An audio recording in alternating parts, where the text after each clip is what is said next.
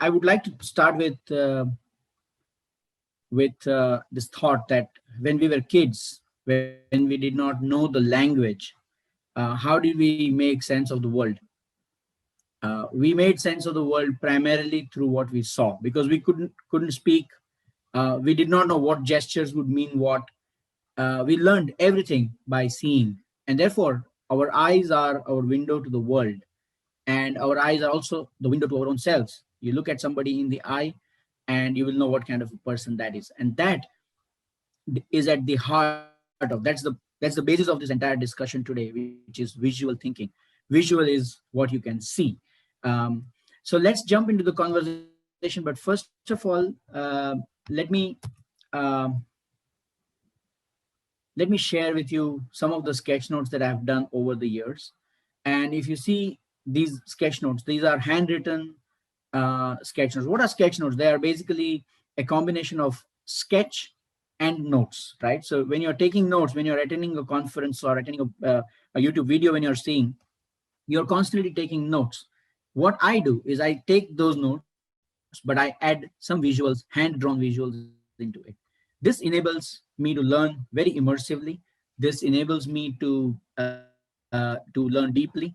And for me, this is my passion project. I combine these 2 decades of business leadership experience with the power of visual thinking to illuminate complex ideas, to facilitate groups of people who are solving interesting problems, and also facilitate groups for collective sense making using some of these powerful visual tools. Um, if I go further,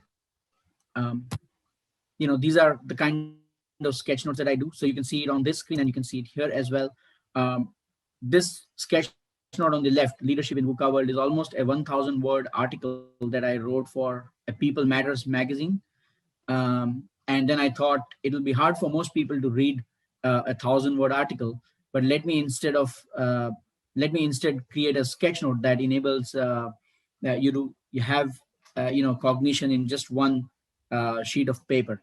Similarly, the one on the right is this was done 5 years back, mindset shifts in organizational transformation, and this has been the most viral, most shared sketch note across internet, and on LinkedIn and other places.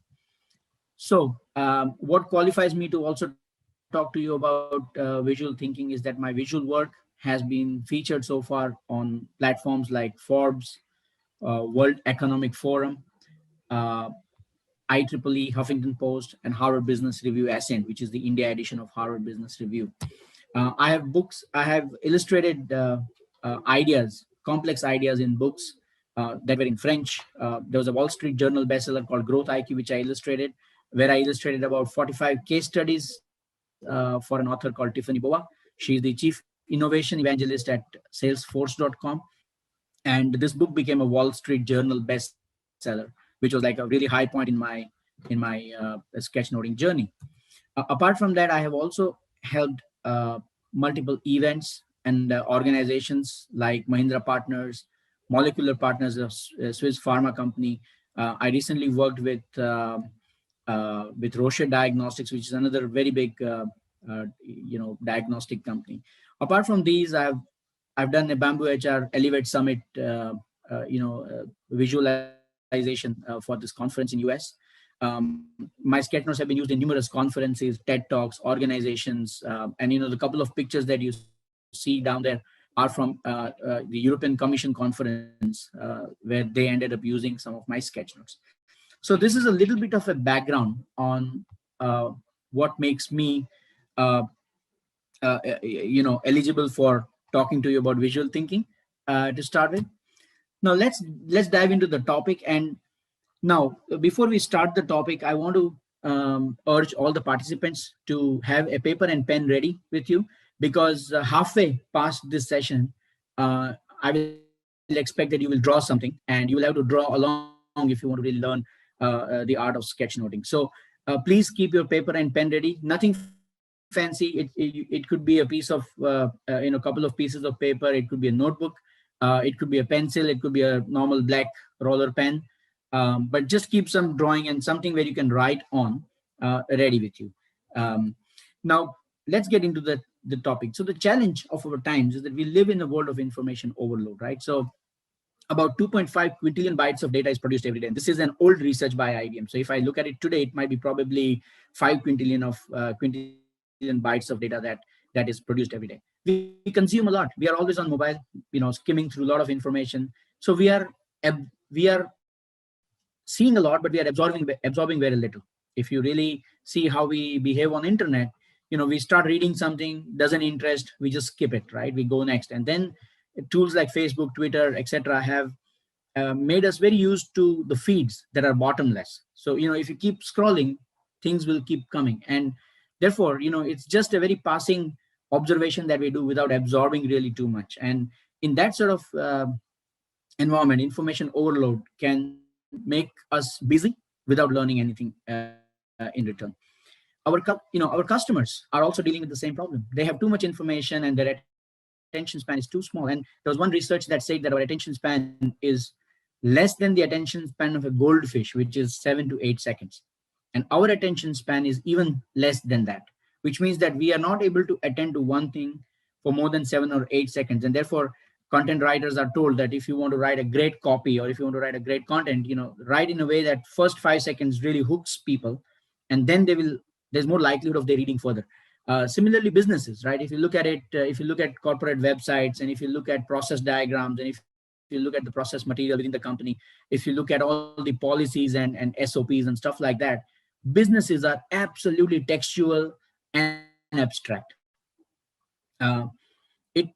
If you have to understand a certain rule in the business, you have to go through pages and pages and pages of documentation. And I've implemented some of these processes in businesses, so I know how lengthy these processes really could be. So what we need today is a simpler way for sense making, strategizing, connecting, communicating, problem solving, ideating, innovating, and learning in general, right? Now, this is the problem statement that we are trying to address through visual thinking, but this is just one part of the problem. Now, if I ask you, what do you see? If I've drawn a little diagram in the bottom, could you write in the chat, what do you see here?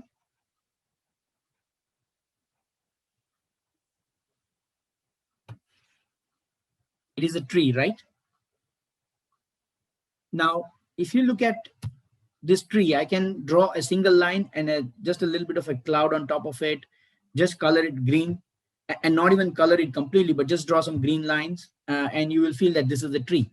Next level, I can go down and draw a little more details, right? And you will see that this is a bigger tree. I go further down and I add some branches, and I add some more clouds to it, draw a couple of birds on top of it, and you immediately see that, yeah, this is a tree. Now, it does not matter how a tree really looks, but what matters is what image your brain creates when you see this. When you see this, your brain creates an image, right? And that image is a visual that your brain has been creating ever since you were born. So this creates a whole new language of symbols and visual metaphors that our brain uses to represent things and emotions. So, for example, if there is a door where there is an arrow, you know that this is an exit door or this is an entry door. You just look at the sign without any text, and you see that, okay, this is where I need to go if I want to exit the airport, for example. And therefore, this is this is the visual metaphor that your brain creates. And now, our brain understands a completely different language than what we speak. We speak in words, we speak in text. However, our brain understands visuals. Let me further go and say that we draw all the time with our visual brain. Imagine that you're reading a novel that describes a beautiful scene, somewhere in the snowy mountains. There's a nice, a nice looking porch where somebody's sitting and observing the whole nature, and it's all written in words. Your brain starts to create that imagery in your mind, pretty much like this. So they say that our brain, when you read, it visualizes everything inside. So there's almost like a movie going on in your head when you are reading, and that is what makes reading novels such a powerful thing. Yeah. And I'm sure when you are, for those of you who are avid readers, you would relate with this all the more, that when you read, the whole scene plays in your mind, and therefore your mind is constantly visualizing. Visual thinking, therefore, is a way to use visuals to organize your thoughts, to connect ideas and see intersections between the ideas, to synthesize information, to improve your ability to think, because when you write down, you're putting or you're mapping your thought process on a piece of paper, and it enables you to think better.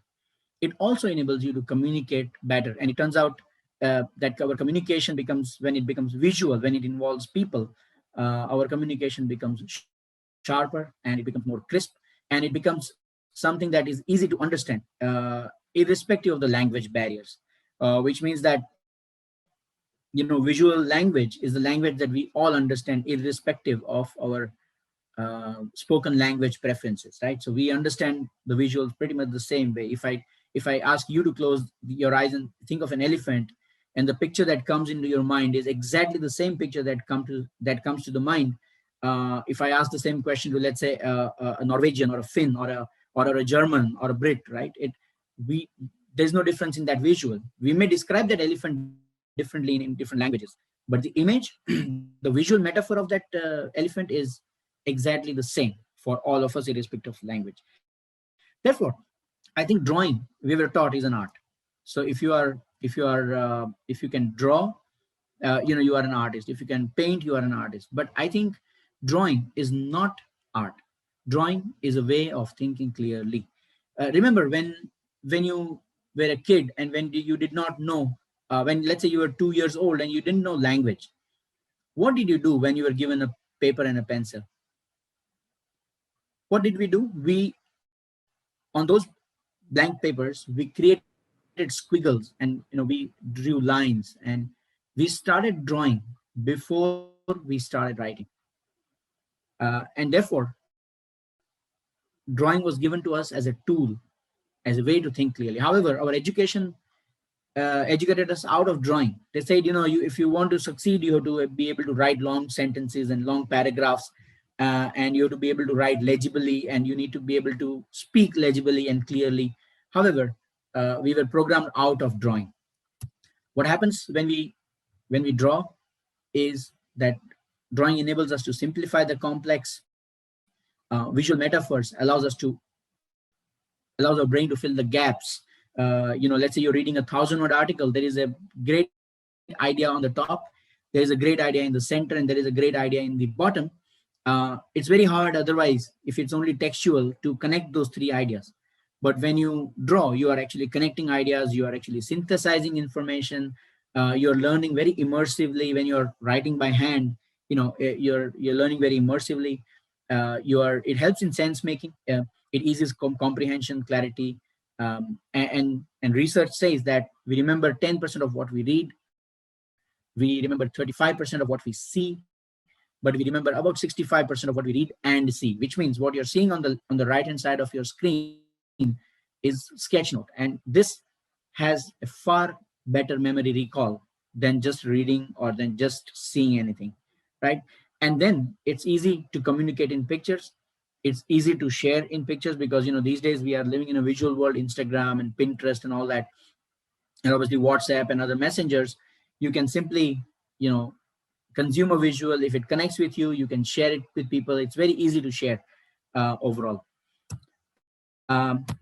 Therefore, I think we are wired to think visually. We discussed this before, that as kids we thought visually before we started thinking in words and in text.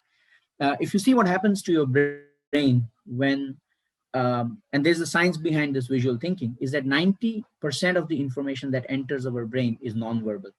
Let's say you meet a new person. The first thing you notice is the outlook. The first thing you notice when they speak is the tone of the voice. The first thing you see is how they are overall structured before you start paying attention to what they're saying. And therefore 90% of what you are learning today is happening non-verbally. 90% is a conservative estimate. It could be more. When you process a visual, about 50% of your brain is involved in visual processing. In a day, we are seeing so many things, and our brain processes these visuals 60,000 times faster than text, which means that if you're reading a book, it takes 60,000 times more effort than just seeing a visual. And that explains why these visuals are viral. So when some of my sketch notes are shared on LinkedIn and other places, there was a recent sketch note that was shared and it got something like 20,000 likes, and it got more than a thousand comments. What brought so many people to a common platform like that was the power of visual. That information was presented in a visual form. Visual triggers emotions, and it stimulates other areas of brain. Now, sometimes you say mentoring, right? You think of something, you think mentoring is about helping somebody, but when you see mentoring in action, that somebody who has climbed a certain mountain is helping somebody else, is pulling somebody else up to come up to the peak of the mountain, it sort of raises a different sort of emotion in your mind. By the way, our brain has the same area that processes the emotions.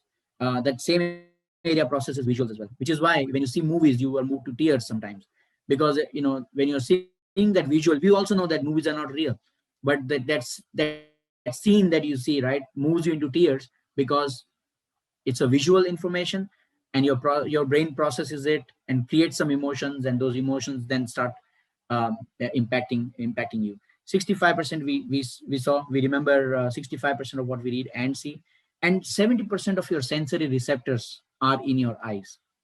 And therefore we are, our biology is wired for us to think visually. Visuals are important because they are social objects of conversation and change. And I have done a lot of visuals for companies where I've done visual notes for their cafeteria, for example. And the idea was that how do we put our values in the cafeteria area so that when people come and grab a cup of coffee and look at that new visual, they start talking about it. It's a social object of conversation. When you see a visual, you start talking about it. And when you start talking about it, there is more awareness, and then more change that is likely to happen when you see visuals. So visuals are social objects of conversation and change. Drawing and coloring in general puts us in a meditative state. It puts us in flow state, and all our anxieties and worries actually melt down when you are actually engaged in the process of drawing and coloring. Writing by hand increases comprehension, it improves learning. It also creates a neural pathway for possibility. So therefore, motivational speakers tell you to write your goals, right? Why do they ask you to write your goals? Because when you write, it creates a pathway into your brain, and it's more likely to then happen even subconsciously. And then if you're selling, or if you're in marketing, or if you're in sales, or if you're in HR, or if you are dealing with people and you have to sell your ideas, now you know that if there is other person sitting in front of you, then he's more likely to process visual information faster than textual information. And therefore, if you talk to them in that language, you're improving your likelihood of selling or convincing or influencing the other person by about 15x, in that sense. So we are wired to think visually, and we can leverage visual thinking to learn fast, to communicate better, to connect with others more meaningfully. Visual thinking is all about seeing, imagining, and then putting what you see and imagine into a form of a picture. There are some sketches that have changed the world. Let's look at some of them. This is Alexander Graham Bell's first concept of telephone. He didn't invent telephone, just as a matter of scientific experimentation. He invented telephone. Before he invented it, he created a concept diagram of how it would work. This was the sketch from Alexander Graham Bell that changed, how we communicate with each other. Similarly, this is a sketch that was drawn by the founder of Southwest Airlines. His name is Herb Kelleher, and he ran an airline business that went bust, and he was very frustrated. So he goes to a bar to have a drink with his friend, and then his friend gives him an idea that what about starting an airline that just connects these three cities in Texas, for example. And he just created this on a paper napkin. He drew Dallas, Houston, and San Antonio, and says, what if we just connect just these three things? And that was how America's most profitable airline, Southwest Airlines, was born. More so, Jack Dorsey, who founded Twitter, this was his original idea, right? So he says, "What are you doing right now?" And then you can just set that status.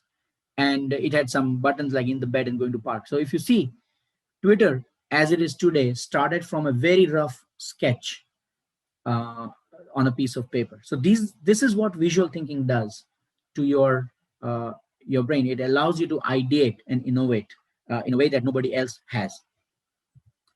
I lived for 6 years in Chandigarh before recently moving back to Ahmedabad, and Chandigarh is India's first planned city, and it's called City Beautiful, but and it was designed by the same guy, Lee Corbusier, who I think designed some of the some of the buildings in Ahmedabad as well. So Lee Corbusier, when he was conceptualizing the city, it was surrounded by Shivalik mountains. He created these drawings and envisioned the whole city before he designed it on the paper, and before that uh, that actually became a city, in 1960, 1962. He also created the drawing of how the sectors will look like, etc., etc., all on a piece of paper first before he created that city.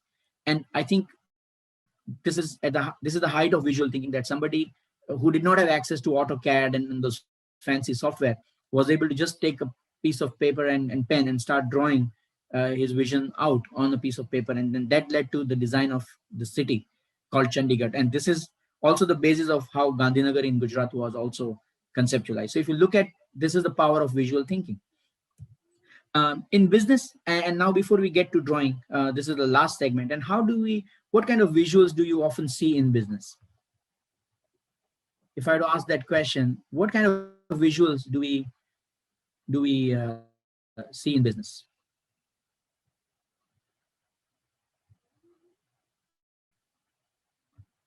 Maybe you can write down in the chat box as to what kind of visuals do we see in business. I mean, you might be, yeah. So pie charts, we see a lot of graphs and charts. We sometimes even do storyboarding in marketing.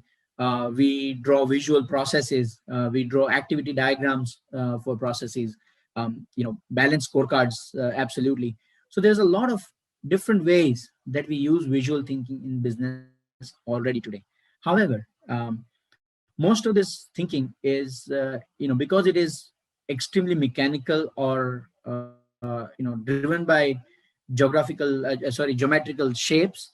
It becomes very impersonal. It becomes a little bit boring. And again, most of these graphics are computer generated, and therefore it creates a different kind of problem for us, that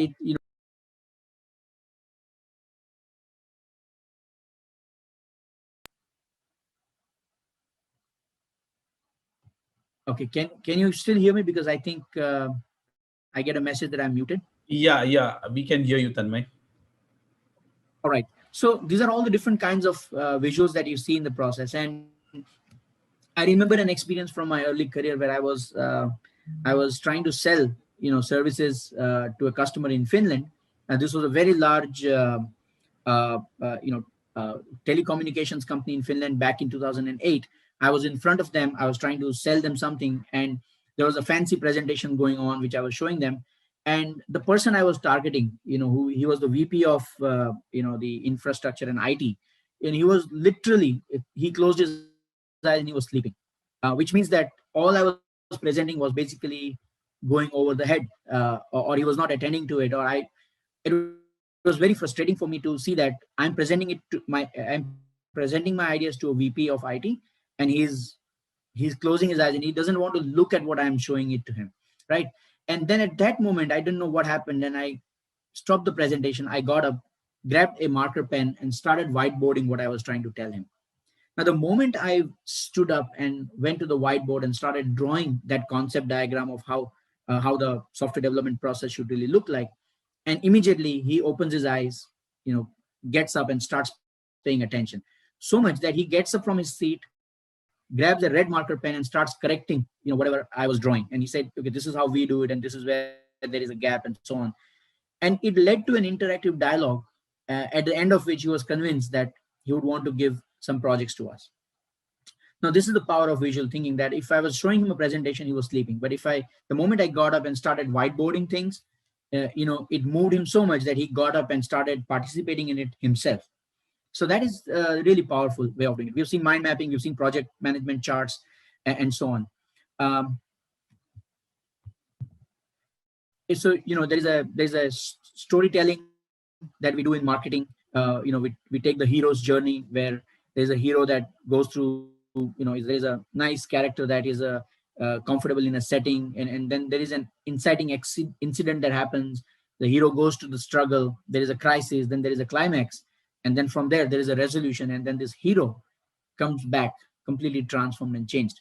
And if you can look at your organization as a hero and say, how does the organization navigate this uncertainty that we are facing now to emerge victorious and emerge transformed? And that entire journey you can plot through a visual. Similarly, if you want to do a deep research on a subject and identify different facets of, you want to do critical thinking, then most critical thinkers use a lot of mind mapping, and mind map enables you to connect ideas and in a branched fashion, right? Similarly, I did a project for a company in Finland, where they were defining their strategy for entire 3 years a period, and they basically got me into that room as a visual facilitator. And what I did was I created that entire story where the organization was the hero, and it goes through where is the organization, what is the history of the organization, where are we today, what challenges are facing us in terms of AI, machine learning, etc. How do we align our products and solve and then overcome these challenges, and how do we emerge victorious? And for that, what are those 4 focus areas that we need to focus on, and what are those 3 things in each focus area that we need to focus on? And at the end of the day, there was no strategy document, there was no business plan, there was nothing. There was just a simple visual that they printed about 1800 copies of that visual and pasted it on every single desk and every single common place, so that people are reminded of where they come from, what are they facing, where are they going, what do they need to do to be able to go there, right? And that is how the visual thinking really works. So we have seen project management, we've seen Kanban boards, we have seen user experience and user interface people doing a lot of wireframing to define their product specifications as well, because they want to see it first before they really build it. And similarly, we have planning templates, we have values. So an organization that I worked with had 4 values, and this is how we represented those values. So we're saying inspire and be inspired, or strive for excellence, or lead the way, or drive customer success, and that we are together in this whole journey and so on. So it's a very simple visual, but sort of talks to you really in a different way than just a textual document. Here are some more templates. There was this visual on the left was I created this for a trust in UK. And so you can see that their strategic intention is that rising sun that they want to get to. There are a couple of pathways to it, which are basically the streams that they worked on. What did they do in those streams, and how did they do it, right? And so this is a very simple visual template. Now, typically they can write a 500-word description of what they did in their project report, or they can simply draw this and basically put it for everybody to see. Similarly, there are visual action plan templates in terms of how is it going, what is the brainstorming area. For example, it could be, how do we improve the recruitment, how is it going, then what's working, what are the gaps, what should we focus on, 3 things, and then what are actions that needs to be taken, who will take those actions, and by when. If this is just a simple 1-page template, it is visual, it demonstrates a flow, it demonstrates that at the end of when we do all of this, then we will emerge out victorious. It shows all of that in a simple format that you can use. It's a simple visual template that you can even draw this on a whiteboard. You don't need to sort of really go through the whole process. Now you will say that all this is great, Tanmay, but I can't draw. I mean, I've never drawn anything after my schooling, for example, or the only way when I need to draw something, I go to SmartArt in PowerPoint, and I use those ready-made templates. Drawing was never my thing in the school. I barely crossed my passing marks in drawing, and so on and so forth. My handwriting is handwriting is not very legible, and so on. So there are 100 excuses that you could give to yourself and say that, hey, I can't draw, sorry. But I think that anyone who can write preliminary, anyone who can write can draw. We human beings have been drawing for more than 40,000 years now. And if you look at some of the ancient drawings on the walls and the stones and stuff like that, it was drawing is the most ancient technology that we've used to transfer wisdom and communicate our ideas. When we imagine or envision, then we are already creating something, some images in our mind. It's only a matter of then putting those images in a piece of paper, not because you want to communicate it to the world, but just because you understand it better. And if you go back to the example of the tree, you don't have to draw a proper tree with all the branches and stuff like that. You can just draw a single line and a cloud above it, color it green, and for you, that's tree, right? So your mind associates that image with the tree, and that's all that is important. It's not important that you draw a proper tree with all the branches and leaves and shade it properly and stuff like that. That's not important. Uh, I give example of kids. When we are kids, we draw random squiggles and shapes before we start to learn the alphabet. So let's get past all those excuses and start drawing. So are you guys all ready to put your paper pen to the paper and start drawing?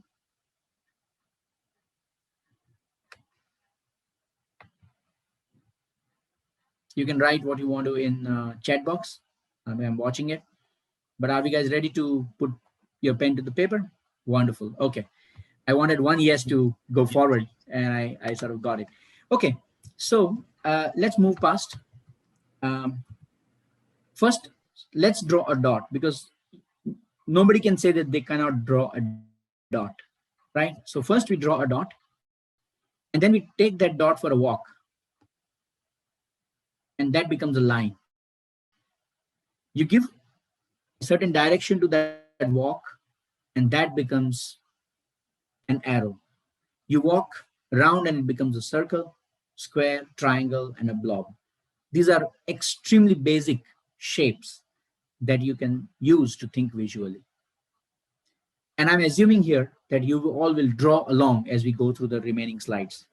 And at some point, if you want, I will also share how you can, if you want to sort of share your drawing, please feel free to do those, do that sharing on whatever is the platform of your choice. You can send an email out to me with your drawings, whatever, however way you want to share those with me. I would love to see what you come up with when you draw along with me. Now, using these basic shapes, what we can do is really awesome. So we can use this. For example, we say that we want to create a differentiation, and most of the innovation really happens at the intersection of two domains, right? If you look at Apple, they brought telephony and camera together. They brought telephony and music players together, and so on. So they basically created these multiple intersections of absolute domains to create innovation in the iPhone. And therefore, you can just draw two circles and say A, B, bring the circles together and see if there is an intersection. And that intersection could be your differentiation area. Similarly, you're writing something and you want to focus or emphasize on something. You can write that word, highlight the word using a simple circle around it. Now that's also visual thinking, because it directs your eye to see, to focus on that word, right? You can simply draw a triangle and a circle above it, add a couple of dots there to create the eyes, and then you can actually, put arms and limbs around it, and you have what you have is a stick figure.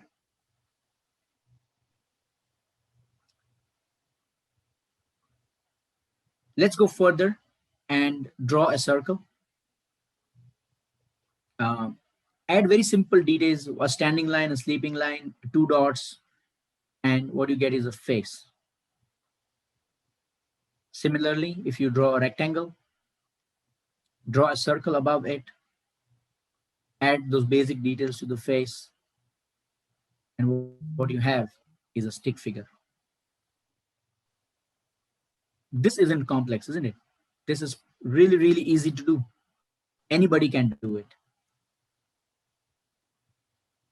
If you don't want to draw this complex stick figure that I just showed, you can actually draw a straight line and simply draw a man or a figure, a human figure with lines. This is a very simple stick figure. And as you can see, now with this stick figure, you can actually make that person run. You can make that person walk. You can make that person climb a stair. You can make that person hold a flag. You can do everything just by drawing a few lines. And this, for visual thinking, you don't need to really go too much into the technical details of how a person looks like. Because when you see this figure, you know this is about someone. This is about a person. This is about a human being. Simple drawings like this can enable you to communicate emotions as well. The whole emoticon revolution has happened in how we communicate. It is based on this very simple, um, emotions. Draw a few of these if you can along. This will help you to reconnect yourself with drawing and realize that drawing as a way of thinking is not very complex.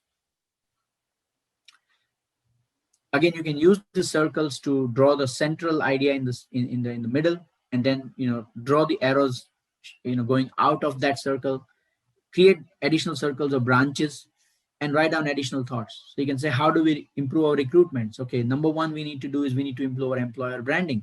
Number two, we need to we need to focus on our sourcing strategy. We need to focus on employee experience during the interview process, and so on and so forth, right? And in 5 or 10 minutes or 15 minutes of that brainstorming, you have a model that you can now implement for improving your recruitment process, or improving your organization's culture for that matter, or solving any other problems that you want to solve, whether it is in engineering, HR, IT, whatever. Now, if we look at these emotions as a way to communicate what we feel, uh, we can use. And then here you see that these basic shapes or uh, stick figures that I have drawn, they don't even have facial expressions. It's just a circle, and I have not drawn eyes. There's no nose, there is no face, there's no mouth, nothing. Still, when you see that image, you feel like, yes, this person is joyful, versus this person is telling you that he's a winner, or this person is running, or this person is really confident. Similarly, you can draw these kind of stick figures using very simple shapes, adding some more details. For example, if you want to show that the person that you've drawn is a girl, you can draw a very simple two strands of hair to say that this is a girl, and so on. So you can draw star people, you can draw triangle people, you can also draw stick figures as well.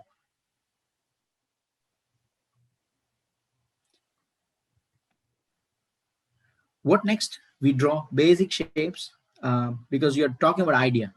You've drawn a circle and you have added an idea into it.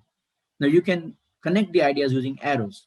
Arrows could be in any form, but most simple arrow is a line and a couple of lines at the end to represent the direction. But it could be a shaded arrow, it could be a graded arrow, it could be a random arrow that you draw. If you're drawing a process, you can actually draw process steps in arrows as well. If you want to title your thoughts, you can basically draw very simple banners wherein you draw a rectangle and you draw a title like this. You can add variation to the title by making it slightly circular, or you can make it something that is in form of a wave. You can draw that title as well. Now, once we are through with these basic shapes, let me give you 2 minutes to draw a visual metaphor for project, for objective, and for team. This means you close your eyes and say, if you had to tell somebody about project without saying project, how will you say it? What visual language will you use to communicate project? What visual metaphor will you use to demonstrate the objective? What visual metaphor will you use to represent a team? So you have 2 minutes and you can draw along. And then I will also show my interpretation of how I would interpret project, objective, and a team.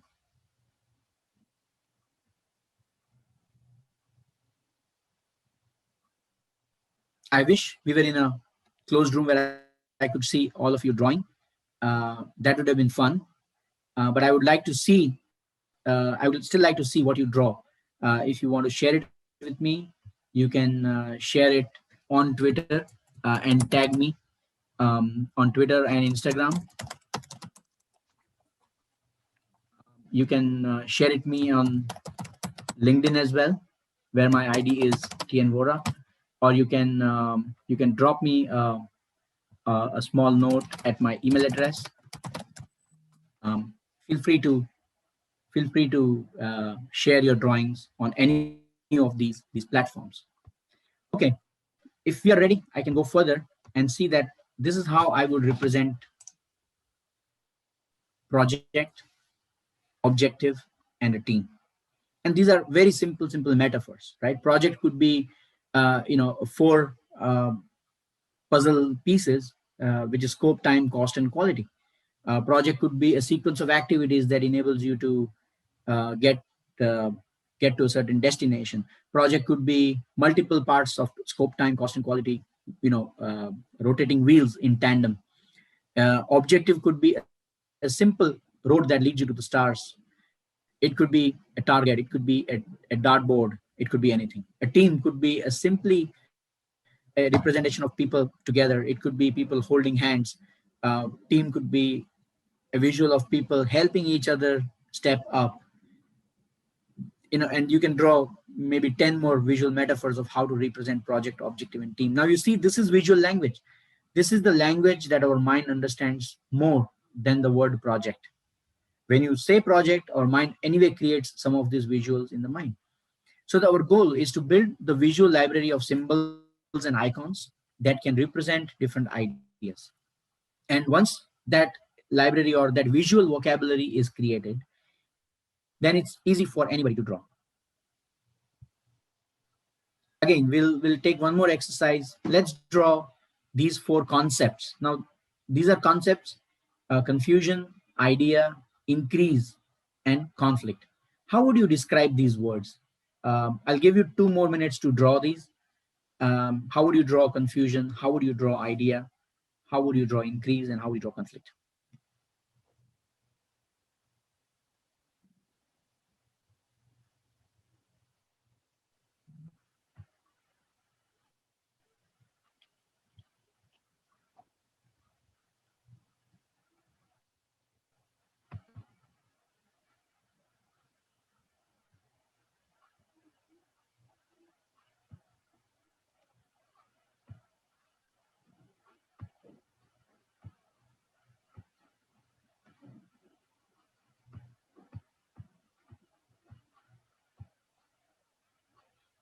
So it's fascinating to see some of you drawing with your videos on. That's really good.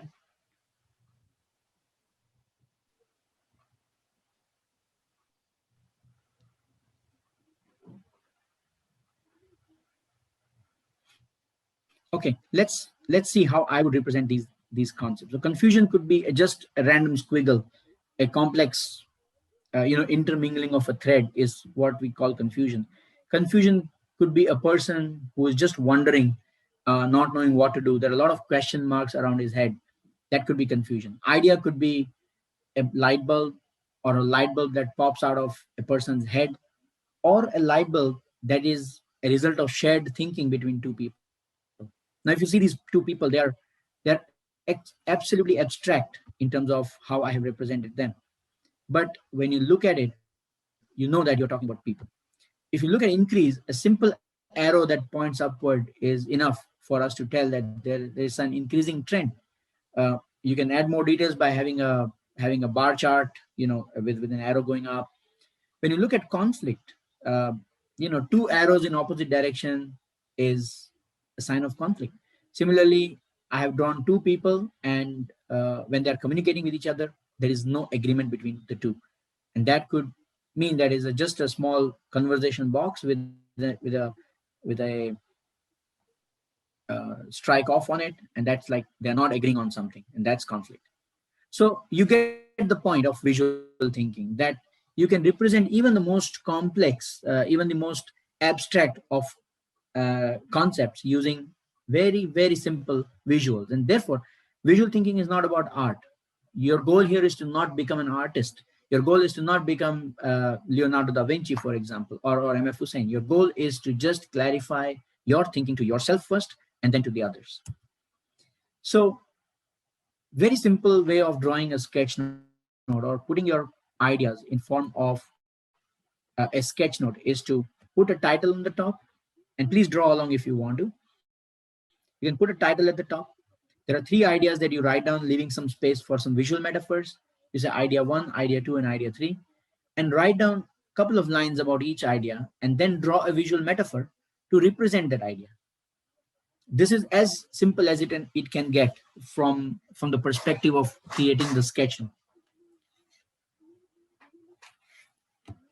This is as simple as it can get. So you just have to organize your thoughts in some form of visual template. And if I have to give an example of how this works in practice, you can say that, show me an example of how you created a sketch note using this sort of framework. I would say that I created this sketch note, again went viral on social media. And it was very simple. We said leaders need three kind of focus. They need an inner focus, which is primarily self-awareness in terms of who they are and what do they stand for, and ability to sort of have emotional control over themselves. They need other focus, which is the outward focus about others, ability to empathize with others, work in a team, and that other orientation is at the heart of being able to be a good team player. And then they need an outer focus, which is more systemic focus in terms of what context are they operating, what are the constraints, and what are the challenges, what kind of forces are at play when they are operating within their team and outside their team. And this could be, for example, the CEO has to know what his or her own strengths are. A CEO has to know what who all does he or she work with, and they also need to understand what environment they work in. And if you see very simple visual metaphors, inner focus is represented by a brain and a heart, and understanding of the brain and the heart. The other focus is represented by very simple visual metaphor of one person connected to two other people in a dotted line. And then outer focus is that a person in the middle of that image is operating in a mesh of connected dots, and knowing what those dots are is very important. And then I'm offering some suggestions on how to improve them, and those suggestions are also incorporated: how to improve the inner focus, how to improve the outer focus, how to improve the other focus. And if you look at this is the simplest. Now this is originally a Harvard Business Review article written by Daniel Goleman, who is the emotional intelligence guru. And he wrote 1,200 word article on Harvard Business Review. And this is the gist of that article. And even he wrote back to me saying that I never thought that my ideas could be represented in this way. And again, if you see, there is no heroic here, there is no art here. It's purely handwritten notes combined with some visuals, and that's what makes it really, really powerful. So the key questions that I want us to reflect on today is: how are you currently leveraging visuals in your strategy? How can you integrate visual approach in how you communicate with your customers and with your people? How can you provide visual tools for people to collaborate better, solve interesting problems, and find intersections between the ideas where you can actually innovate? And how can you use visual thinking for your own learning, for your own cognitive benefits in terms of learning immersively and learning deeply? With those questions, I would like to close the session and initiate the round of question and answers. By the way, what you see on the screen is my sketchnote selfie. Everybody has taken a selfie on their mobile phone at least once. So I decided that I will take my own selfie with respect to my visual thinking, and try to demonstrate my journey with a sketch note about myself. And I call this a sketch note selfie. So it talks about what's my mission, where do I work, what do I do, what books I have written, my blog as well. When did I start Sketchnotes? What are my tools for Sketchnotes? I use an iPad Pro with Apple Pencil now, but about 70% of all my work has been done with a normal pen and paper. I use a tool called Procreate on iPad which includes a lot of brush strokes. brushes and pens and stuff like that. I've used a lot of paper and fine liner pens. And apart from that, I also use a lot of left and right brain in equal proportions, so logic and creativity in equal proportion to create these sketch notes. And my tips for anything, for achieving anything in life, is to learn passionately, to put that learning to good use, to share generously with others, and be the change that you really wish to see in the world. Because I think we are too focused on destinations, but I believe that journey itself is the destination, and every milestone you cross is just a milestone. It just comes and goes. But journey continues, and journey matters a lot. And every step along the journey, however small or big, really counts. So we can now open this forum for questions. I hope I would have answered some of the questions that you have asked already before. But if there are more questions, I'm happy to discuss those. You So can before we, either write. what are visual thinking strategies? Any kind of strategies that could be aligned towards this entire process of visual thinking?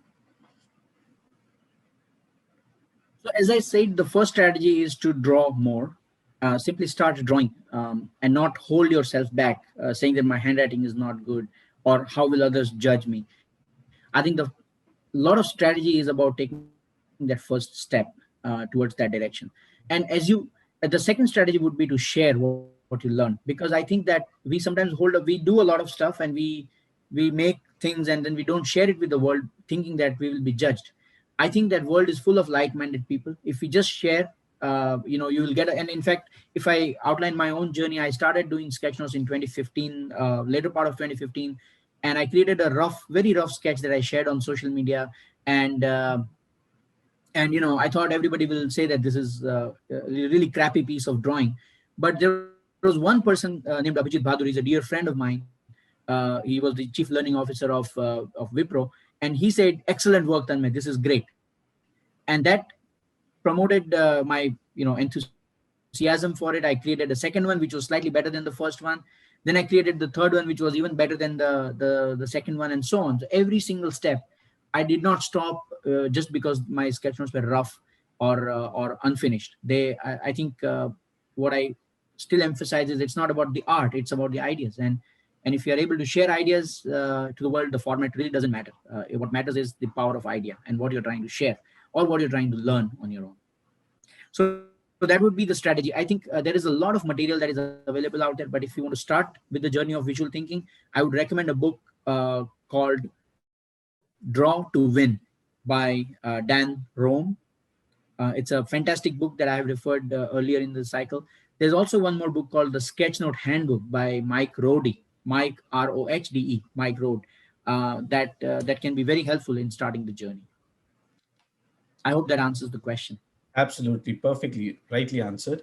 Also, like no, while you were talking about the sketch notes, the in the newspapers there was this column of visual that was created by Lakshman in the corner, which also depicted a lot of visual aspects. So it just reminded me of the same aspect while you were narrating this.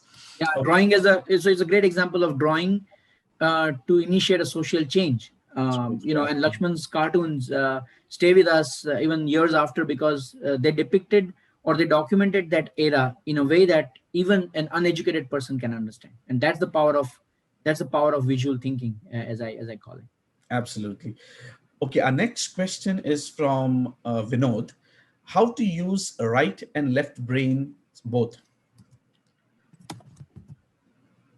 Okay, I'm just putting the name of the book in the chat. Sure.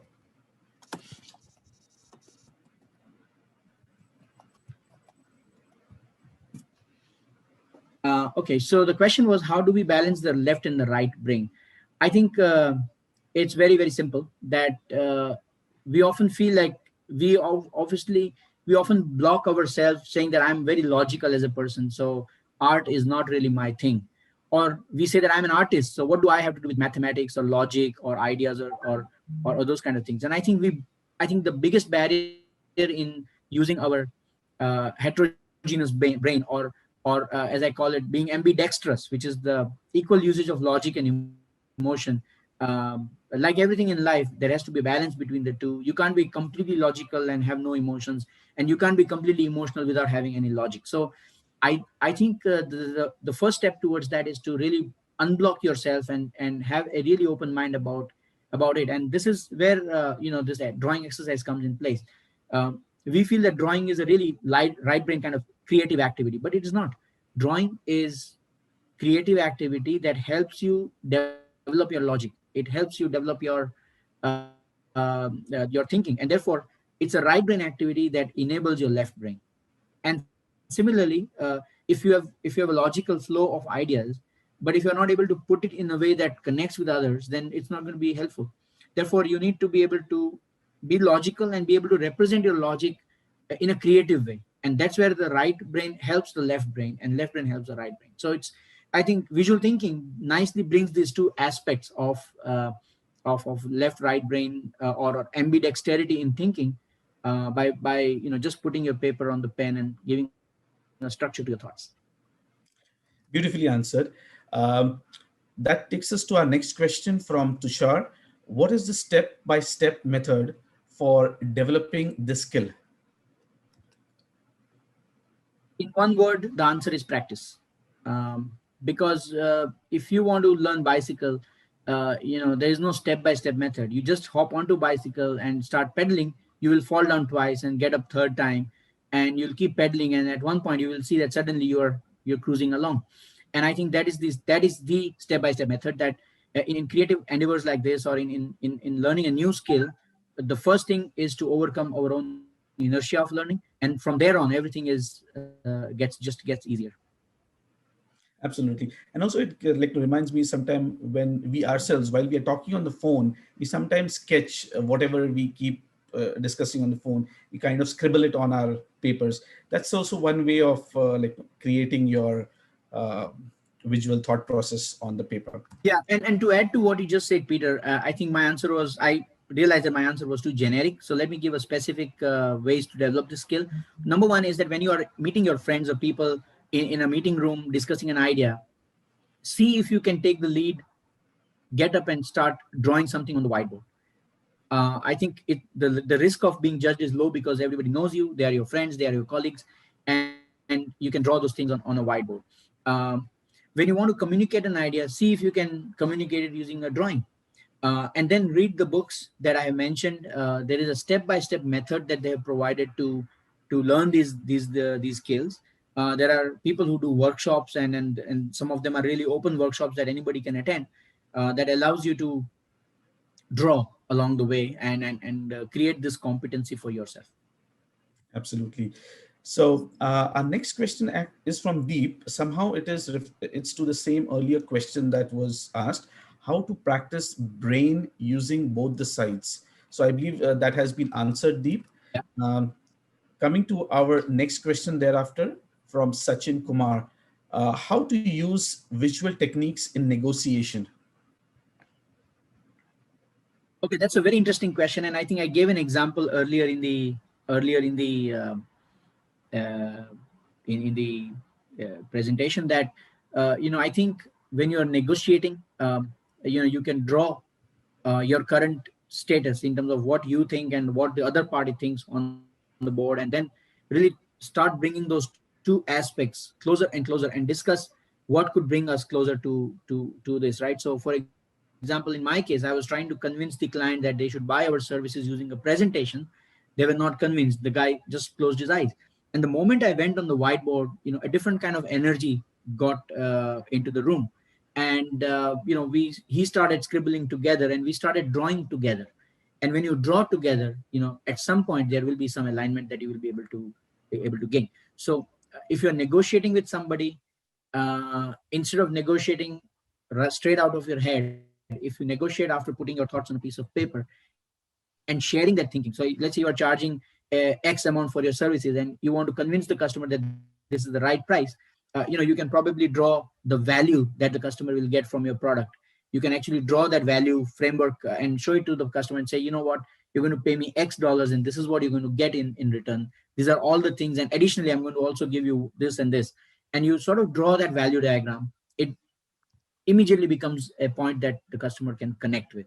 So I think drawing is a very important, interesting technique that you can use for negotiation, sales, and influencing other people. And ultimately, negotiation is nothing but influencing other people. It's having more influence on the other person than the other person has on you to be able to win in that negotiation. So I think that it's a great tool that comes in handy. And I have first-hand experience of using it in sales kind of environment. Absolutely. Being influential in sales definitely helps. Um, that takes us to our next question from Uma. How can we master this skill? Is there any other ways of learning more about this skill? I believe the books you mentioned. Yes, so apart from I think the books are a great start. These books will expose you to the framework of thinking. However, there are a lot of communities online that help you. So there are a lot of sketch notes online. If you go to Pinterest, if you go to Twitter, there are sketch note communities, hashtag sketch notes. There are a lot of initiatives as well on Twitter, for example, where you can draw along with others. So there is a sketch note pass sketch note pass the sketch note kind of initiative where I draw a certain portion and then I pass it on to Peter. Peter will add his thoughts onto it, and therefore a sketch note is a combination of 4 different people thinking together on a piece of paper. I think it's very powerful. So there are a lot of online communities that you can use. There is a website called Sketchnote army.com. I've written it here. It is run by my friend Mauro Toselli. And they feature the sketch notes that amateurs like us have created, and they feature those sketch notes there, so you can actually see how people use the sketch notes to document their ideas and to do visual thinking. Great. So we have questions that are flowing in. We'll take one last before we conclude with our questions. For the others, we can definitely have them answered via emails. Okay, so this last one is from Vanita. How visual thinking can help us in a day-to-day life? So what she meant would be in our daily activities. This is a very interesting question, because I remember that when I was the country managing director for Basware in Chandigarh, and we had this appreciation program where there were cards that were available with HR. I can pick a card, write my name, thank somebody, and give it to him or her.